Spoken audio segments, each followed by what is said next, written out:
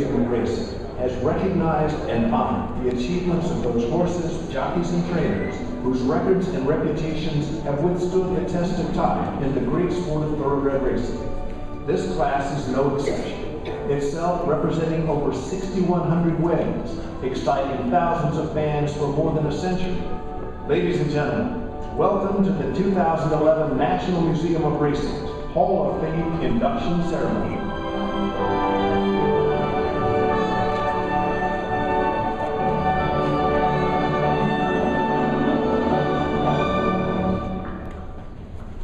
Ladies and gentlemen, please welcome our MC for today, horse racing analyst and NFL Network studio host, Daily Racing Form columnist, creator of the Moss Pace Figures, and one-time general manager of Oaklawn Park, Mr. Randy Moss.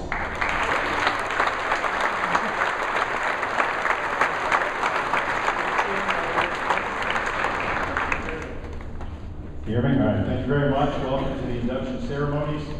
Always one of the most special moments and clearly the most special venue in all of American racing in Saratoga. Maybe the most special venue in all of American sports, period.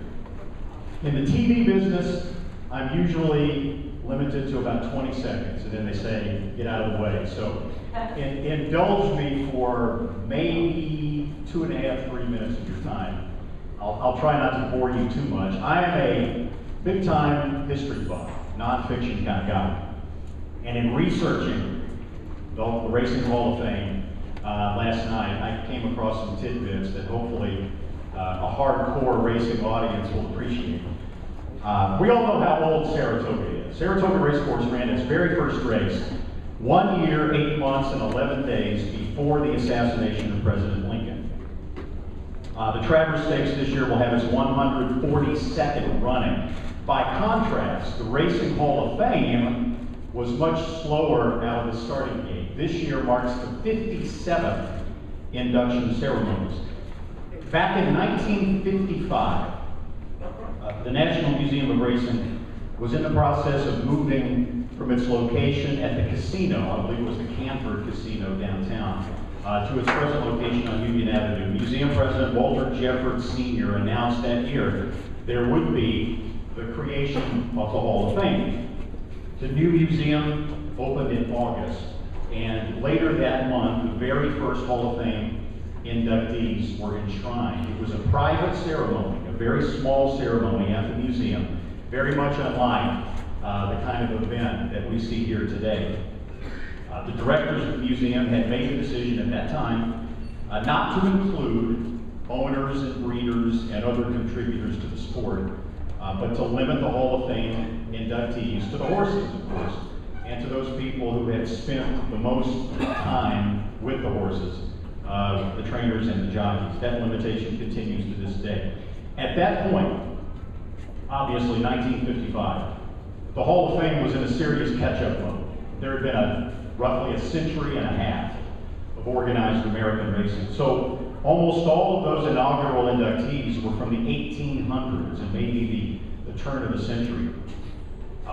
If you're a racing historian, you might have heard of jockeys like Isaac Murphy, Snapper Garrison, trainers like James Rose Sr. and Sam Hildreth.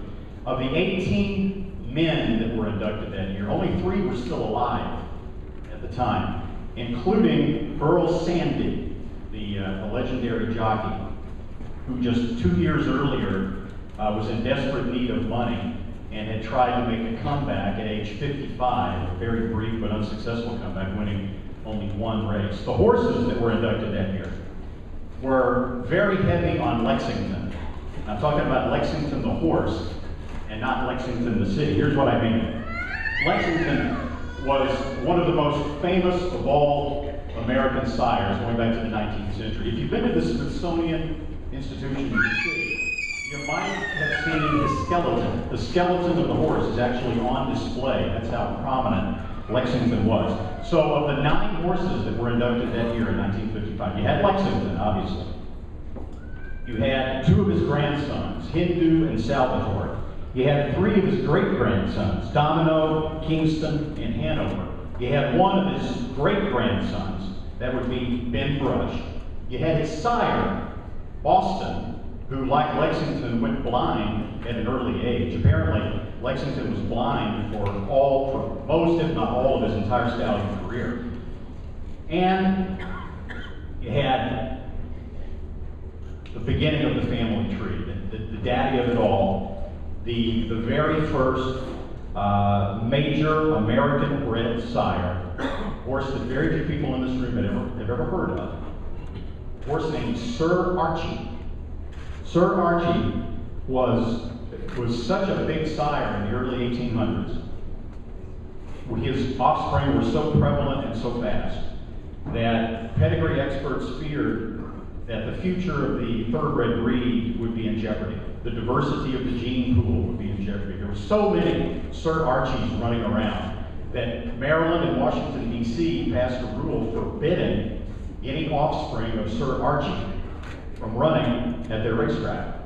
So chances are, when you go back to your barn and you look at your horses, almost every one of your horses are going to trace back to this one horse named Sir Archie. There should be a Sir Archie Stakes run somewhere in America right now. You know, the Native Dancer is generally regarded as the most influential stallion of the 20th century. It's amazing when you go back and look at the Kentucky Derby each year, how many horses trace back to Native Dancer.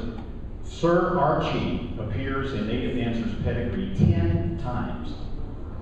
So, anyway, the Sir Archie Stakes is what I'm promoting here at some point. All right, enough before you with my history wonkness. That takes you back to the inaugural 1955, the year Bill Shoemaker won his very first Kentucky Derby on swab. So now here we are, 57 years later, and Racing Hall of Fame is still somewhat in a catch-up mode. So today, of course, we'll be bringing you historical inductees as well as the inductees from the contemporary categories. All right, so now to get us out of the starting gate, here in 2011, may I introduce to you the president of Tampa Bay Downs and the 9th president of the National Museum of Racing and Hall of Fame, Stella F. Baylor.